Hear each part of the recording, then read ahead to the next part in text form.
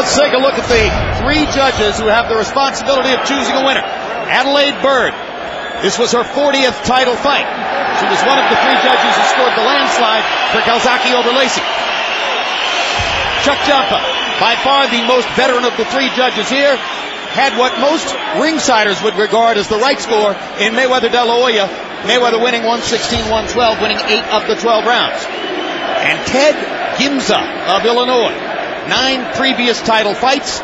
It wasn't difficult to find Juan Diaz leading Julio Diaz 79-73. Beyond that about him. Harold Letterman, what's your final scorecard, Jim, I'll tell you something. In my eyes, it wasn't a tough fight to score. I mean, I saw the monstrous Bernard Hopkins right hand in the first round. But after that, I mean, Joe Calzaghe was all over him. 9 rounds to 3, 116, 111, Joe Calzaghe. He was the aggressor. He landed more punches. I thought he landed the cleaner punches. Bernard never landed any clean left hands the whole fight. And he won the last 5 rounds on your card. Oh, yeah. I mean, he's not that way. He was chasing him down the whole fight. All right. So we'll get the decision here in a moment as both Hopkins and Calzaghe play to the ground. Ultimately, I think it was a pro-Calzaghe house. Perhaps a few more Welshmen than Americans here.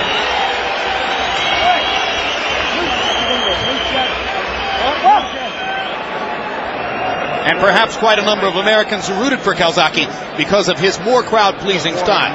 That's Mackie Shilstone there talking to Hopkins, the physical conditioner who has done so much for fighters like Hopkins, Roy Jones, Michael Spinks. CompuBox numbers found Calzaghe landing 232 total punches, by far the most ever landed by an opponent in 21 Hopkins fights counted by CompuBox.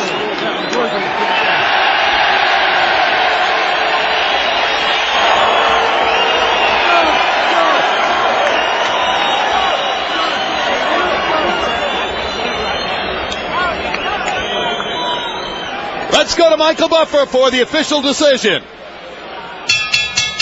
Ladies and gentlemen, by way of the Planet Hollywood Resort Casino of Las Vegas, we go to the scorecards. Adelaide Bird scores at 114-113 for Bernard Hopkins. Ted Gimza scores at 115-112 for Joe Calzaghe. Chuck Champa scores it 116-111 to the winner by split decision from Newbridge, Wales, still undefeated, and now recognized by Ring Magazine as the new linear light heavyweight champion of the world, Joe